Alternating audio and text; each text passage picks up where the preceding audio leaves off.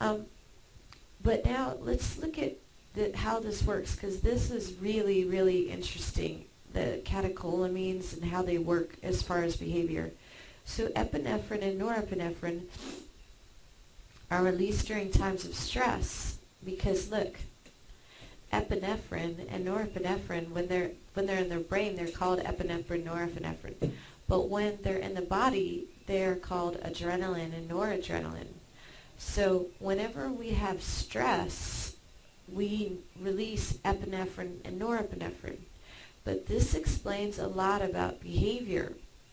One thing is that what we have what research has determined is, well, let me just ask you first, is I want you to think about the thing in your life that you are most proud of. The thing that when you think about it, you say, you know what?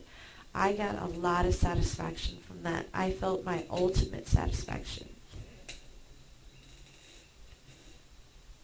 Okay, did you think of it? Okay, now I am going to venture to guess what it is. I say that it is something where you had a challenge and you experienced some pretty severe stress, but you were able to come through and overcome that challenge. So some of you might say, I had this big job to do, or I produced this incredible event, or I could be graduated from high school. But basically, I'm going to say that you cannot feel satisfaction without stress. What do you think about that? Is it possible to feel a deep sense of satisfaction without experiencing stress? I don't think so. Now, maybe you can argue with me, but basically what they found that produces satisfaction is produced from the catecholamines, the stress hormones, the combination of stress and dopamine. I tell my students, I can tell them the best sex that they're ever going to have. Now, you have to know that I teach the human sexuality class, so it's actually appropriate. So I tell them, you know what, I'll know your best sexual encounter. I can tell you what it is. And they say, oh yeah, well, what is it going to be? As I said, here it is. Is probably the best sex you're ever going to have is when you do it with someone either you're not supposed to be doing it with, or you're doing it in a place that you shouldn't be doing it, or it was something that you never thought that you'd be doing, or you totally weren't expecting. Because basically, dopamine is released in response to novelty, and then you have pleasure. But then when you have the epinephrine and norepinephrine release stress, you're not supposed to be doing it, you're doing it with somebody you shouldn't be doing it, then that increases the need for more dopamine to be released, because the dopamine has to also turn into the norepinephrine and epinephrine. So probably your greatest high will be from the mixture of dopamine, a pleasurable event that has stress. But now this is where we get addictions. Is basically all addictive behaviors result from you needing more dopamine. So all addictive drugs facilitate the release of dopamine. But then when the person is stressed, I can't get this drug, or I'm not supposed to be having this drug, then the person becomes more addicted to it, and the more need. Gambling addiction is you've got the huge risk that's involved. So you've got the stress here. So that's releasing the epinephrine, norepinephrine, which is kind of depleting the dopamine. So then you need more and more of the pleasure high to make up for the lost epinephrine, norepinephrine. A sexual addiction. You'll see that people turn to their addictions when they get under stress, because let's say they're under stress at work. So if they're under stress at work, they're depleting their epinephrine, norepinephrine.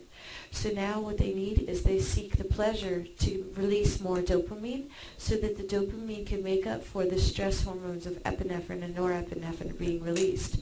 So if you have a shopping addiction, or if you have an eating addiction, or if you have a sexual addiction, or a person addiction, when you get under stress, you're probably going to seek out that pleasurable feeling so that you can get more of these made. So I think that this is really, really fascinating to understand.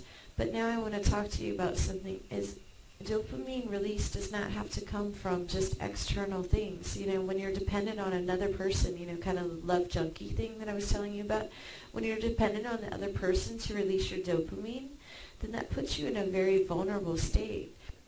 The thing that you need to learn is by taking on new challenges. Now, the key is that you need to take on challenges that are good. So, for example, some women, they have, or men too probably, but it tends to be a little bit more of a female thing, is the shopping addiction. Is look, when you buy something new, you're buying, some new clothes, the novelty of getting something new will release the dopamine. But then if you do this too much, you know that you're going to spend too much of your money. And so now you get stressed out about the money that you're spending. And so now you've depleted these. So now you need to buy something new so that you can have more dopamine to facilitate the loss of these. Sexual addiction is the sex is going to release the dopamine. That's a orgasm release, right? But then you're getting the pleasure from, let's say, someone that you're not supposed to, or doing it in a place, I don't know, something like that. You're getting your sexual pleasure from an area where you're not supposed to be, or it's like socially unacceptable. So now you get very stressed about that, and so now you need more of the dopamine, and it becomes this big addiction. So when we have something that produces massive, massive pleasure, we know about that pleasure, the brain knows about it, but then when you have the simultaneous push of, oh my gosh, I got such great pleasure, but that was kind of wrong for me to do it, it creates this ultimate high, but you depleted the epinephrine and norepinephrine, so now you need more of it.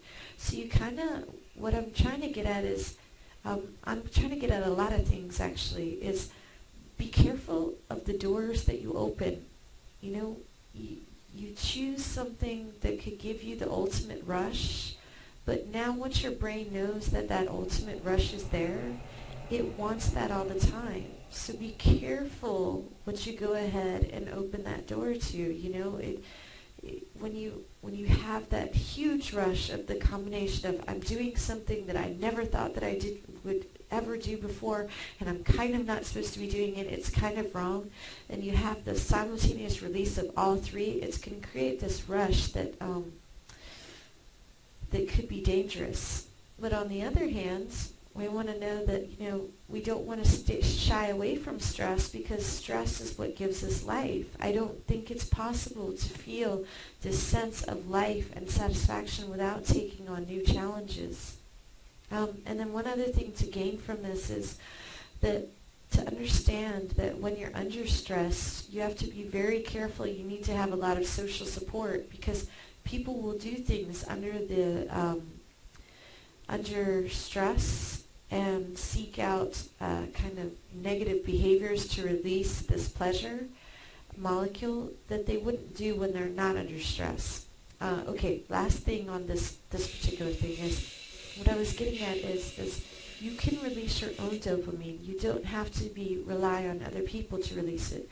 And this is kind of where creativity comes in, is taking your unique talents and skills and taking on new challenges. So creativity can be in many different aspects of life, but so that you're not dependent on an outside source of dopamine, you have to generate it from within.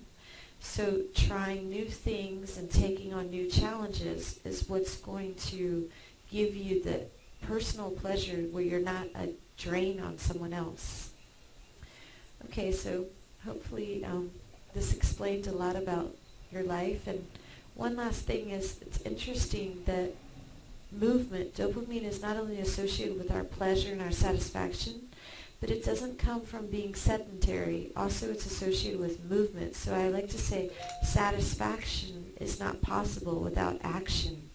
It's taking action each day to grow and learn new things and express yourself.